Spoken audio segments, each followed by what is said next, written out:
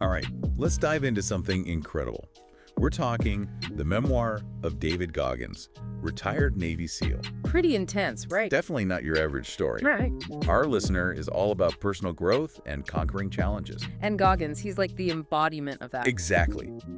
His story is raw, honest, and it's packed with insights into pushing past limitations. It's perfect for anyone who's serious about unlocking their potential. Totally. But here's the thing. Goggins didn't have it easy. I mean, we're talking poverty, abuse, Right. racism, the kind of stuff that could crush a person. It's almost unbelievable how he not only survived all that, but thrived, became an elite athlete, and achieved incredible things. It blows my mind. Like going from this terrifying childhood to pushing human endurance to the absolute limit. How do we even unpack that? It all starts at the beginning. To truly get Goggins, we have to go back. His childhood was rough. Yeah, rough is an understatement. He spent his early years in Buffalo working at his dad's roller rink. Picture it, disco lights, music, people skating. Sounds kind of fun, actually. Yeah, except for Goggins, it was anything but. Because behind all that was his dark secret. His dad was abusive. Incredibly abusive, not just yelling, but physically violent. He even writes about this chilling incident where his father attacked his mother. And Goggins, just a young boy at the time, stepped in to protect her. Can you imagine the courage that took? Facing down someone you're terrified of? It's hard to fathom, and that constant fear, that feeling of being unsafe, even at home, it shaped his whole worldview. Forged his moral compass, almost. Exactly. It also instilled this deep need to prove himself, to conquer any obstacle, no matter how huge. You have to wonder how anyone comes out of that with any hope. But Goggins, he found these little glimmers of light, like that story about him joining the Cub Scouts. Yeah, the Cub Scouts. A little bit of normalcy amidst the chaos. It was a chance to be a normal kid for a little while. Even in the midst of all that negativity and trauma, he was actively seeking positive experiences. Belonging, purpose. Says a lot about his resilience. Like a reminder that even in the worst situations, there's always something to hold on to, something to strive for. Absolutely. And that resilience was really tested during his teenage years.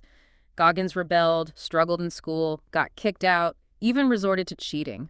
It was a rough time. Yeah. And then the murder of his stepfather.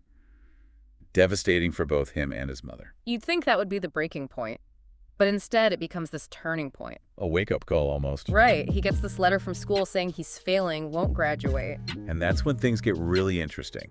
Because instead of crumbling, he flips the script, shaves his head, starts setting goals, develops this accountability mirror ritual. It's like he's confronting himself, demanding better. Can you talk more about this accountability mirror thing? What's that all about? Oh, it's way more than just looking in a mirror.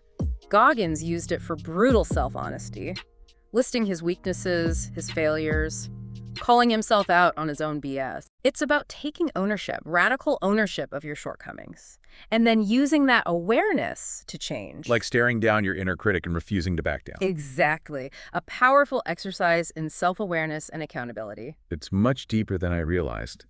He's not looking for external validation.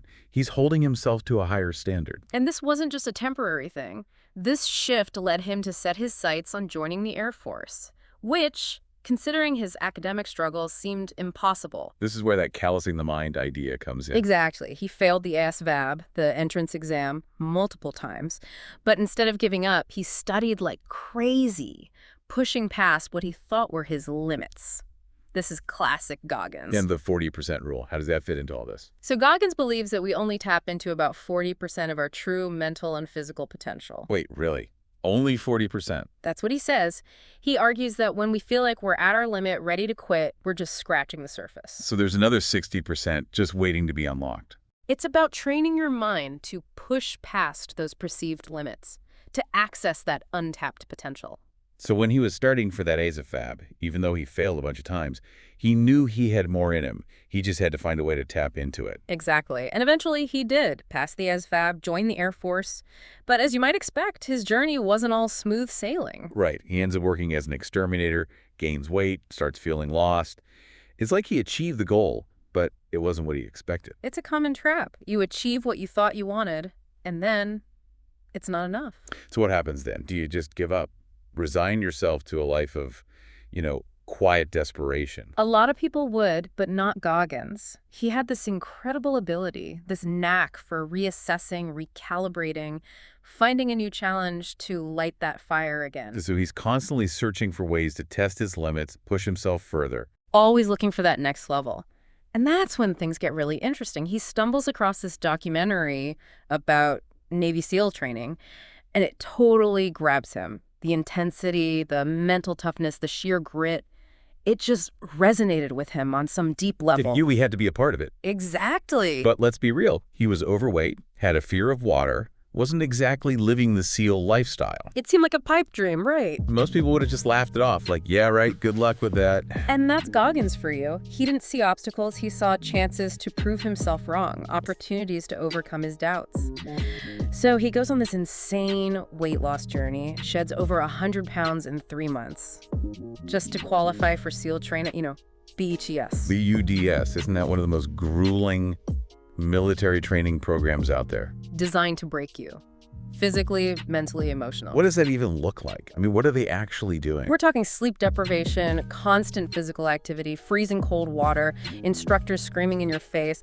Oh, and then there's Hell Week. Hell Week. 5.5 days of nonstop training, designed to weed out anyone who's not totally committed. That's brutal. And remember, Goggins had this deep-seated fear of water, stemming from a childhood trauma. Yeah. How did he deal with that? Seriously. That's where his callousing the mind philosophy really shines. He truly believed the more you expose yourself to discomfort, to pain, the stronger you become. Like face your fears head on kind of thing. Exactly. He used BUDS as the ultimate proving ground. Confront his fear, build that unbreakable spirit. So he didn't let the fear paralyze him. He used it as fuel. That's Goggins. Any specific examples from BUDS that come to mind? Things that really highlight this callousing the mind thing? Oh, tons. He talks about those underwater knot tying challenges. Oh, no. You have to stay calm, focused, all while holding your breath. Right. And then the pool evolutions, pushing physical limits. And there's that crazy story about the rope bridge incident. Oh, yeah, that one. He's basically thrown into this freezing mud pit and just keeps going. Doesn't stop. It's like he thrives on these challenges, redefining what's humanly possible. Goggins being Goggins. Where does that even come from? Well, he also talks about this sympathetic response concept. Sympathetic response. It's about understanding how your body reacts to stress and pain, and then training your mind to push past those initial signals, accessing this deeper reserve of energy. So it's not about ignoring the pain, but understanding it, using it. Like hacking your own nervous system. Exactly. But how do you even begin to develop that kind of mental toughness? I mean, most of us, we try to avoid pain, not lean into it. Goggins would say it's about embracing the suck, finding strength in the discomfort, turning that suffering into a weapon almost. That's a pretty radical idea, especially in our comfort-obsessed world. It's about changing your relationship with adversity. Instead of avoiding it, you see it as an opportunity to grow. And this wasn't just talk. He lived it. Oh, yeah. Every aspect of his life. So BUDS, it's just the beginning for Goggins. He graduates, becomes a SEAL, deploys to Iraq. Most people would say mission accomplished. Right, I mean, that's incredible. Not Goggins. He wasn't content just checking boxes off a list. He was driven by this need to push, to see what he was truly capable of. So what was next? I mean, where do you even go from there? Well, that's what leads him to ultra running. Enters this 100-mile race with zero training. Wait, what? 100 miles with no training. What was he thinking? He wasn't doing it for himself, though. He was driven by purpose, wanted to honor fallen comrades, raise money for the Special Operations Warrior Foundation. Turning his suffering into something positive. Exactly. But physically, how did he even do it? 100 miles is no joke. It was brutal. He talks about hitting the wall multiple times, excruciating pain, wanting to quit. But that's where his cookie jar comes in. Okay, cookie jar. We've touched on this before, but what is it exactly? Break it down for us. It's this mental storehouse. Past victories, moments of resilience, anything that proves you can push through hardship. When you're in that moment of struggle, ready to give up, you reach into your cookie jar. It's like a mental highlight reel of your toughest moments. Exactly. Reminding yourself you've been through tough times before and come out stronger. I love that. So during that 100-mile race, he's digging deep into his cookie jar to keep going. Pushing past his perceived limits, he finishes the race, proving to himself and everyone else that the human body is capable of so much more than we think. Rewriting the rules of human potential. And it all starts in the mind. That's a powerful message. It's a key takeaway from Goggins' story. Our physical limitations, they're often mental barriers in disguise. If we can break through those mental barriers. We can achieve extraordinary things. But he didn't stop at 100 miles, did he? Nope. Goggins sets his sights on something even bigger. The Badwater Ultramarathon. Badwater. That's the one through Death Valley. For one and only. The world's toughest foot race. 135 miles through Death Valley. In the middle of summer. Scorching heat. Relentless sun. Over 8,000 feet of elevation gain. It's insane. Sounds like it. Most people would probably agree with you. Probably. But not Goggins. So how did he approach this impossible challenge? He was incredibly meticulous in his prep. Studied the course, visualized every step. He came up with this detailed plan. Hydration, nutrition, pacing. Wow. Even trained in a sauna suit to get used to that extreme heat. He left nothing to chance. Like it was a military operation. It kind of was. He took that discipline, the strategic thinking from the SEAL teams, and applied it to this ultramarathon. And it worked. Not only did he finish Badwater, he placed among the top runners. It's amazing, taking these insane experiences and pulling out these valuable lessons, applying them to different areas of his life. Yeah. But was there ever a point where this relentless drive backfired? Oh, definitely. There were downsides. Like what? He admits that his intensity could be too much for some people.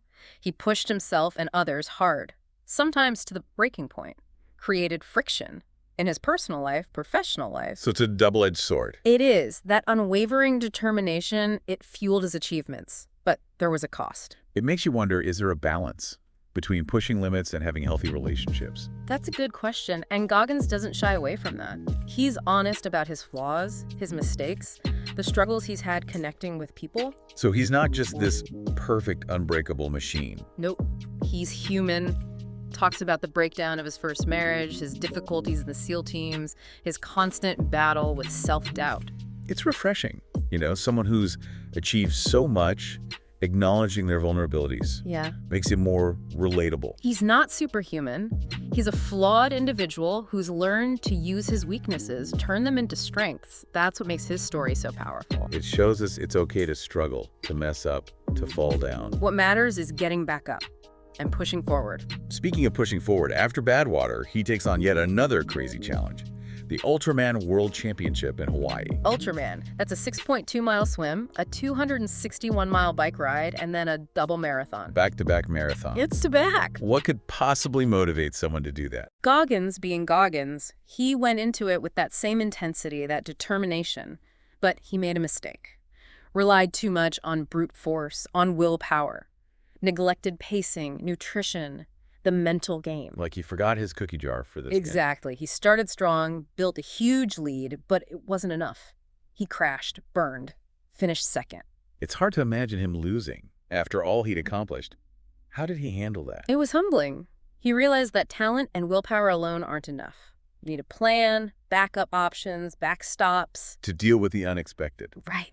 Because life, competition, they throw curveballs, you gotta be ready. So even someone as driven as Goggins can learn and grow from their mistakes. Absolutely. He's not afraid to admit when he's wrong. It's kind of reassuring, actually. Even the most successful people aren't immune to failure. And that's a big part of what he teaches. He doesn't pretend to have all the answers. He's constantly learning, evolving. It's his willingness to be open about his struggles that makes him so real, so inspiring. Exactly. He's showing us it's okay to be vulnerable, to not have it all figured out. This Ultraman experience feels like a real turning point for him. Definitely a shift. It forced him to confront his limitations. And what did that lead to? A more strategic way of thinking about achieving goals. He realized success isn't just about pushing harder, it's about working smarter. Having a plan, being prepared, it changed his whole approach. And not just for himself. He started using these lessons to help others, unlock their potential.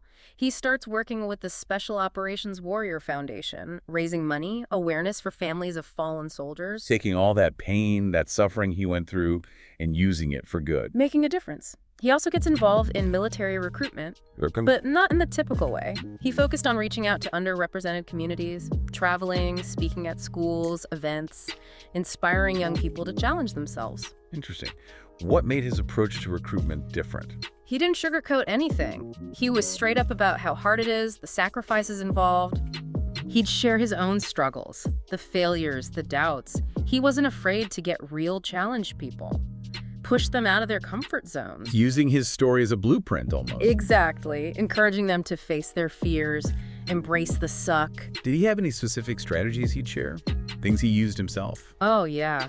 He'd emphasize hard work, dedication, a relentless work ethic. Makes sense. He believed that talent alone wasn't enough. You had to put in the work, push yourself beyond what you thought you were capable of. No shortcuts. He even had this system for managing time, breaking his day down into these 15-minute chunks. Yeah. Carefully planning out how he spent his time, his energy. That takes serious discipline. He was all about maximizing productivity, eliminating distractions, focusing on what mattered. Making every minute count. He'd tell people to cut the bullshit, all those things that drain our time and energy but don't add any real value. It's a good reminder to be more intentional with our time. Make sure we're investing it in things that matter, things that align with our goals. Right. And for Goggins, it wasn't just about individual success. He believed in the power of competition. To push yourself further. To push yourself and others. To create a culture of excellence, constant improvement. So it's not about tearing other people down to get ahead. No, it's about pushing each other to be better, to reach our full potential. I like that. But Goggins' story, it's filled with these incredible feats of strength, endurance. But it wasn't all smooth sailing, was it? He had some serious health challenges along the way. Yeah, like that heart condition that required surgery. It's mind-blowing that he was running ultramarathons, doing all that intense training with a hole in his heart. It's unbelievable. What did that say about the human spirit? Or what we're capable of? It shows us that our minds are powerful. Goggins wouldn't let physical limitations define him. He knew that mindset could overcome anything. His story is a testament to self-belief, resilience, the relentless pursuit of excellence. We all have that untapped potential. It's just waiting to be unleashed. We all have a cookie jar filled with past victories. We just have to remember to reach in and grab those when things get tough. Embrace the suck, push past our comfort zones, never give up. Exactly. This deep dive has been incredible. Goggins' story is raw, it's inspiring, and it makes you think, if he can do it, why not us? That's the question, isn't it? What's stopping us? It's been a pleasure exploring this with you. Likewise. And to our listener, thank you for joining us on this deep dive. We hope you found it as inspiring as we did. Keep pushing, keep growing, and never underestimate your own potential.